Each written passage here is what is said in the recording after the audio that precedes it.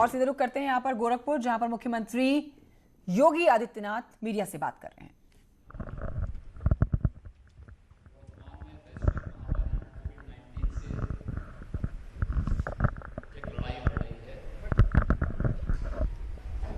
भारत के अंदर इस लड़ाई को जिस मजबूती के साथ आदरणीय प्रधानमंत्री नरेंद्र मोदी जी के नेतृत्व में लड़ा गया, उसका परिणाम है कि 135 करोड़ की आबादी के बावजूद भारत के अंदर हम सब सुरक्षित स्थिति में हैं।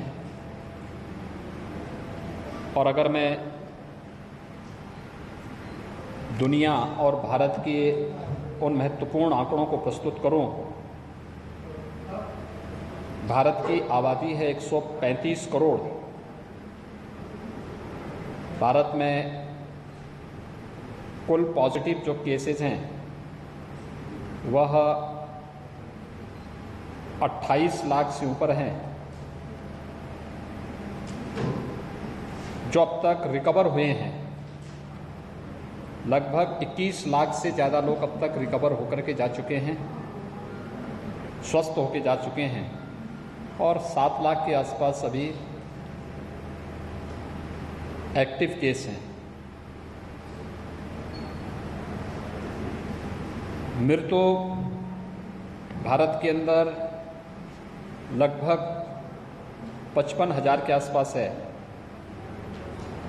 अगर प्रति 10 लाख में केस हम देखें तो 2000 केस प्रति 10 लाख में भारत के अंदर हैं, और प्रति 10 लाख में मृत्यु देखेंगे तो यह केवल 39 मृत्यु है, 39 मृत्यु प्रति 10 लाख में है। मृत्यु दर भी भारत की 1.7 के आसपास है। लेकिन अगर हम इसी की तुलना में ब्राज़ील और अमेरिका के आंकड़े देखें तो अमेरिका की कुल आबादी 32,72,000 है, यानी लगभग 33 करोड़ है अमेरिका की कुल आबादी। वहाँ पे पॉजिटिव केस 58 लाख से ज़्यादा है।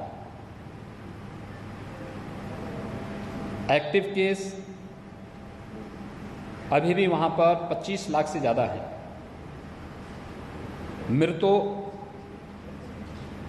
1,77,000 से अधिक है। प्रति 10 लाख पे 17,000 से अधिक वहाँ पर केस हैं, पॉजिटिव केस हैं, और मृत्यु प्रति 10 लाख में 532 और मृत्यु दर 3.1%। ब्राज़ील 21 करोड़ की आबादी का देश है। वहाँ पर कुल पॉजिटिव केस लगभग 35 लाख से ज़्यादा हैं। एक्टिव केस 7.5 लाख के आसपास हैं। मृत्यु 1,11,000 से ज़्यादा। प्रति 10 लाख पर 16,000 से अधिक पेशेंट हैं, और मृत्यु दर अगर हम देखेंगे प्रति 10 लाख पर तो 523 है, और मृत्यु दर देखेंगे 3.2% है। यानी भारत ने लॉकडाउन के बाद चरणबद्ध तरीके से जागरूकता का जो कार्यक्रम चलाया, और उसके बाद भी अवेयरनेस के कार्यक्रम आदरणीय प्रधानमंत्री जी के नेतृत्व में जो चले हैं, उसका परिणाम है कि कोविड-19 से भारत एक सुरक्षित स्थिति में है और मजबूती के साथ इस लड़ाई को लड़ रहा है। यही स्थिति हम लोगों ने उत्तर प्रदेश के अंदर भी लागू की, और उत्तर प्रदेश के अंदर भी हम कोविड-19 की इस लड़ाई को बहुत मजबूती के साथ आगे लड़ रहे हैं। आज अगर देखेंगे देश के बड़े राज्यों में तो उत्तर प्रदेश की मृत्यु दर, पॉजिटिविटी की दर ये सबसे कम है, और सबसे अधिक टेस्ट देश के अंदर वर्तमान में उत्तर प्रदेश करा रहा है। इंसेफ्लाइटिस की लड़ाई देश की लड़ाई है और देश की इस लड़ाई में हर एक तबके का योगदान जिस मजबूती के साथ मिला है, आदरणीय प्रधानमंत्री जी के आह्वान पर पूरा देश मिलकर के इस लड़ाई को जिस मजबूती के साथ लड़ा है, उसका पालन हमें तब तक करना होगा जब तक कोई वैक्सीन या इसके लिए कोई दवा उपलब्ध नहीं हो जाती है। और हमें इस लड़ाई को लड़ने के लिए व्यापक जागरूकता के इस कार्यक्रम के साथ जुड़ना पड़ेगा। कल मैंने वाराणसी में इसकी बैठक ली थी, आज मैं गोरखपुर में फिर से इसकी बैठक लिया हूं और हर एक स्तर पर कोरोना वॉरियर्स, प्रशासन है, चिकित्सक हैं, स्वास्थ्य कर्मी हैं, स्वच्छता के कर्मी हैं और अलग अलग उस फील्ड में कार्य करने वाले लोग बहुत मजबूती के साथ इस लड़ाई को लड़ रहे हैं। कोरोना के खिलाफ लड़ाई लड़ने के साथ ही पूर्वी उत्तर प्रदेश, खासतौर पर गोरखपुर, बस्ती, कमिश्नरी पिछले 40 वर्षों से जिस एक अन्य त्रासदी से जूझता था और खासतौर पर इस सीजन में वह था दिमागी बुखार, मस्तिष्क ज्वर, इंसेफ्लाइटिस। इंसेफ्लाइटिस पर सबसे पहला प्रहार 1977 के बाद तब प्रारंभ हुआ जब यहां पर 2004-05 में वैक्सीनेशन प्रारंभ हुआ। लेकिन वैक्सीनेशन केवल जापानी इंसेफ्लाइटिस के लिए था। एक्यूट इंसेफ्लाइटिस सिंड्रोम के लिए आज तक कोई वैक्सीन या कोई दवा नहीं बनी। लेकिन मस्तिष्क ज्वर के दोनों वायरस को नियंत्रित करने में जो हमें सबसे बड़ी सफलता प्राप्त हुई वह हुई स्वच्छ भारत मिशन के कारण। 2 अक्टूबर 2014 को प्रधानमंत्री मोदी जी ने स्वच्छ भारत अभियान प्रारंभ किया था, जिसमें स्वच्छता के प्रति आम जन को जागरूक करने के साथ ही हर उस परिवार में जिसके पास शौचालय नहीं, उसको शौचालय देने का कार्य किया। आप याद करिए, आज से 5 साल पहले गांव में व्यक्ति पैदल नहीं घुस सकता था, जगह जगह गंदगी मिलती थी, बदबू थी और केवल ये बदबू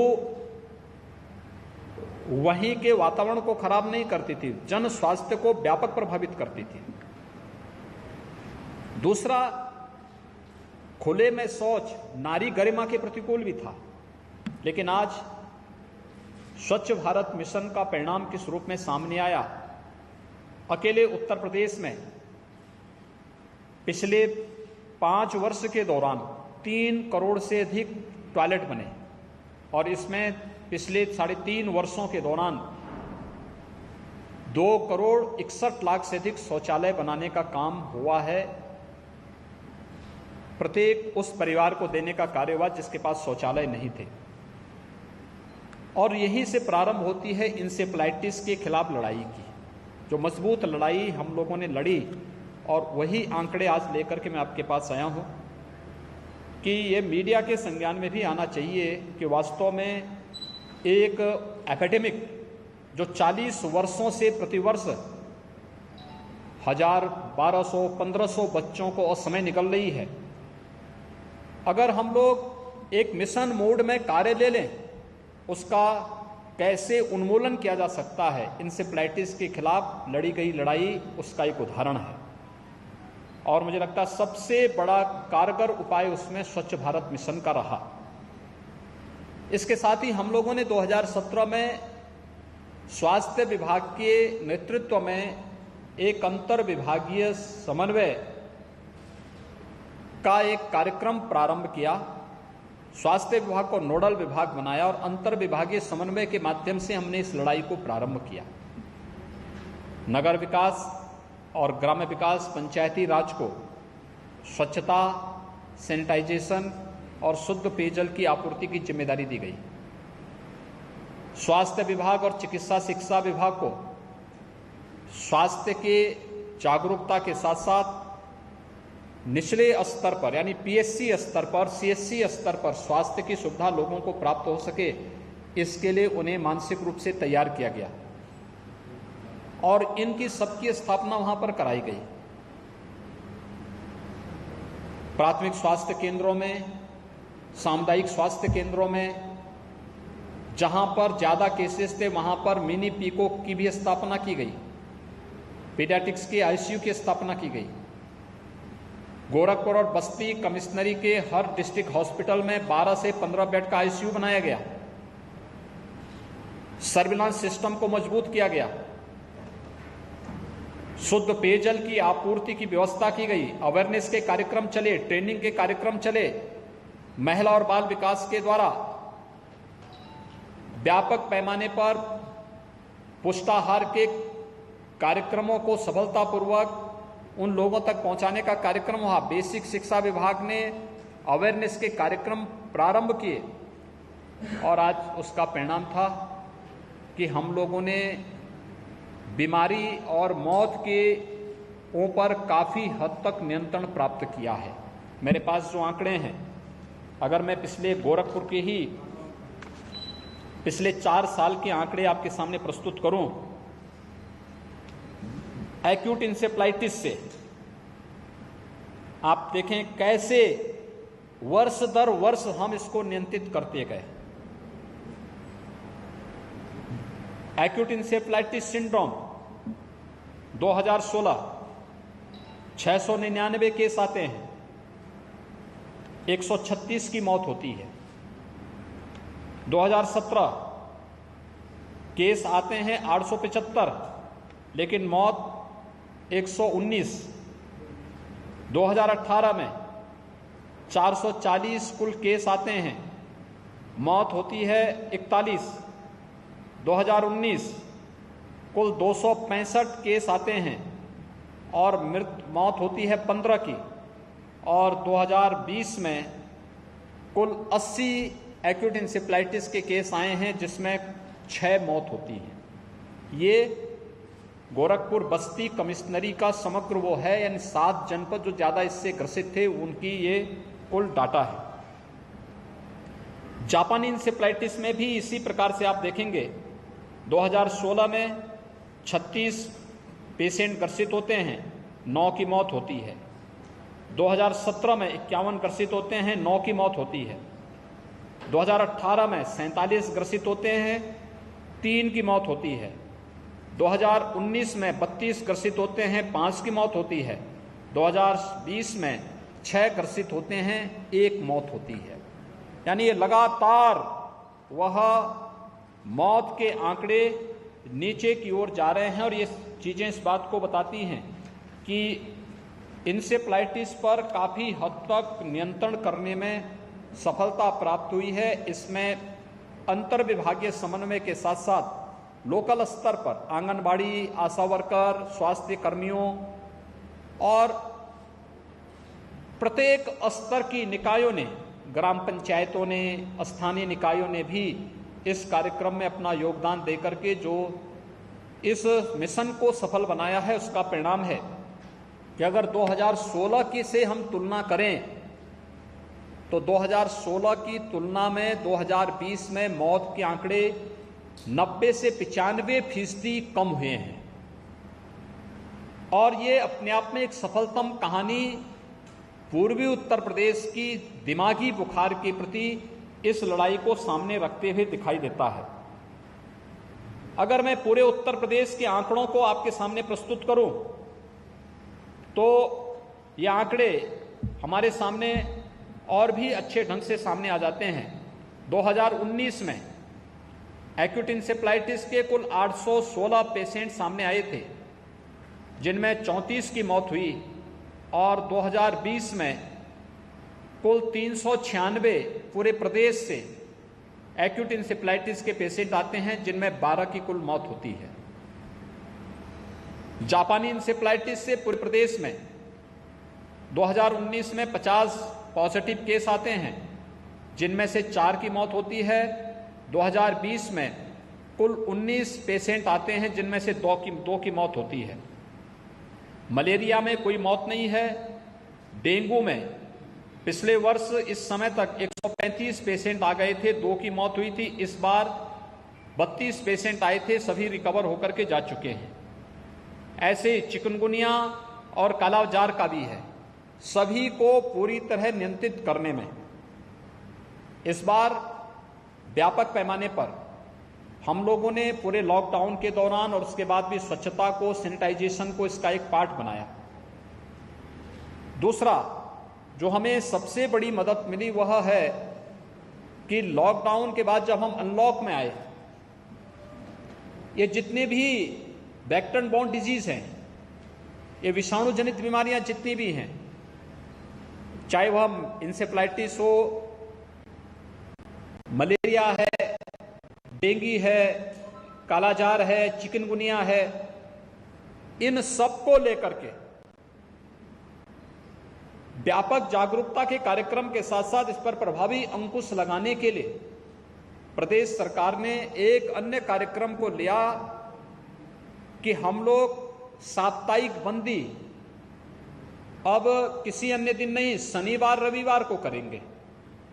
और शनिवार रविवार साप्ताहिक बंदी में स्वच्छता, सैनिटाइजेशन और फॉगिंग की कार्रवाई को युद्ध स्तर पर करेंगे। और उस कार्य का पूरा उपयोग करते हुए जब एक अभियान चला तो उसके भी व्यापक परिणाम सामने आ रहे हैं। जो आंकड़े मैंने आपके सामने प्रस्तुत करिए उसी के उदाहरण है कि आज इंसेफ्लाइटिस उन्मूलन के अंतिम स्टेज पर हम हैं।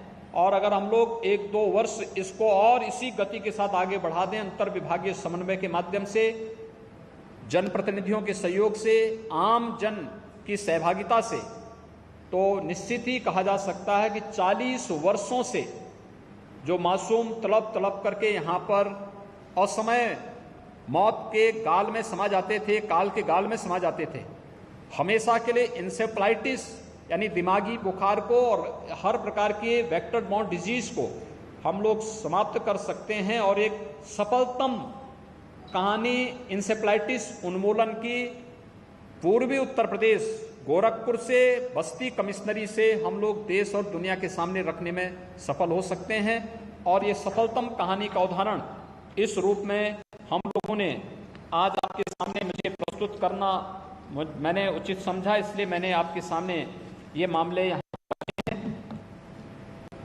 मुझे यहाँ पर जो आंकड़े अभी भी आए हैं, खासतौर पर इंसेफ्लाइटिस से जुड़े हुए, देखिए 2019-2020 में अभी तक जो पेशेंट आए हैं यह 60 गोरखपुर में एक्यूट इंसेफ्लाइटिस से ग्रसित हुए हैं, कोई मौत नहीं है। कुशीनगर में 85 ग्रसित हुए हैं, कोई मौत नहीं है। महाराजगंज में 52 ग्रसित हुए हैं, 4 मौत महाराजगंज में हुए हैं। और देवरिया में 55 ग्रसित हुए हैं, 2 मौत वहां पर हैं।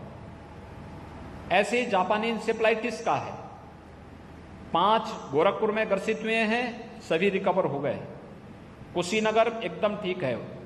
महाराजगंज 1 ग्रसित हुआ है, कोई मौत नहीं। देवरिया कोई मौत नहीं, कोई ग्रसित भी नहीं हुआ, उसके भी रिजल्ट बहुत अच्छे हैं। यानी इन जनपदों में भी अलग अलग जनपद जहां पर व्यापक पैमाने पे बीमारी होती थी, वहां पर भी काफी हद तक इसको नियंत्रण करने में सफलता प्राप्त हुई है। ऐसे ही 2019 में स्थिति थी। 2019 में गोरखपुर में अब तक यानी 28 अगस्त तक 108 पेशेंट आ चुके थे, जिसमें 6 मौत हो गई थी। जापानी इंसेफ्लाइटिस से 2 ग्रसित हो चुके थे, 1 मौत हो चुकी थी। 2019 में कुशीनगर में 28 अगस्त तक 78 पेशेंट एईएस के आ चुके थे, 4 की मौत हो चुकी थी। 6 जापानी इंसेफ्लाइटिस के पेशेंट आ चुके थे, मौत नहीं थी। महाराजगंज में 2019 में 72 एक्यूट इंसेफ्लाइटिस के पेशेंट आ चुके थे, 4 मौत हो चुकी थी। जापानी इंसेफ्लाइटिस से 11 ग्रसित हो चुके थे, 1 की मौत हो चुकी थी। देवरिया में 2019 में 28 अगस्त तक 78 एक्यूट इंसेफ्लाइटिस के पेशेंट आ चुके थे, 4 की मौत हो गई थी। और जापानी इंसेफ्लाइटिस से 4 ग्रसित हो चुके थे, 1 की मौत हुई थी। यानी ये आंकड़े इस बात को प्रदर्शित करते हैं कि टीम वर्क बेहतर रिजल्ट दे सकता है, बेहतर सर्विलांस डेथ रेट को न्यूनतम स्तर पर ला सकता है। और ये जापानी इंसेफ्लाइटिस, एक्यूट इंसेफ्लाइटिस के मामले में, यह डेंगू के मामले में, और यही बेहतर सर्विलांस को लेकर के हम लोगों ने कोविड-19 को लेकर के भी, इसी मामले को लेकर के हम लोगों ने जोर दिया है कि अगर हम इस पर ध्यान देंगे तो काफ़ी हद तक हम लोग कोविड-19 को भी नियंत्रित करने में सफल हो सकते हैं। मैं आप सबको भी इसके लिए धन्यवाद दूंगा कि इंसेफ्लाइटिस की इस लड़ाई को हम लोग पिछले 20-25 वर्षों से लड़ते थे। और मुझे वह समय भी याद है जब इंसेफ्लाइटिस के लिए लोकल स्तर पर एक कॉलम की न्यूज बनती थी। तब प्रिंट मीडिया ही ज़्यादा था, विजुअल मीडिया नहीं था। बाद में मीडिया ने इसकी कवरेज देनी प्रारंभ की, शासन प्रशासन का ध्यान आकर्षित करना प्रारंभ किया और फिर उस लड़ाई को मजबूती के साथ आगे बढ़ाया था, जिसका परिणाम आज हमारे सामने इस रूप में सामने आ रहा है कि हम लोग अब इंसेफ्लाइटिस के उन्मूलन की दिशा में तेजी के साथ आगे बढ़े हैं। और मेरा विश्वास है कि अगले 2 वर्ष के दौरान का टारगेट रखते हुए इंसेफ्लाइटिस, मलेरिया, डेंगू, कालाजार, चिकनगुनिया या इस प्रकार के जितने भी वेक्टर बॉर्न डिजीज हैं, इन सब का पूरी तरह उन्मूलन करने में हम लोग सफल होंगे। मीडिया के सकारात्मक रुख के लिए भी मैं मीडिया को, उससे जुड़े हुए सभी रिपोर्टर्स को हृदय से धन्यवाद देता हूं। तो मुझे यही आप सबसे कहना था। बहुत बहुत धन्यवाद। मुख्यमंत्री योगी आदित्यनाथ को आप सुन रहे थे। इन्फेटिलाइटिस पर मुख्यमंत्री योगी आदित्यनाथ ने कहा कि आने वाले दिनों में, आने वाले सालों में जल्द से जल्द जड़ से बीमारी खत्म की जाएगी।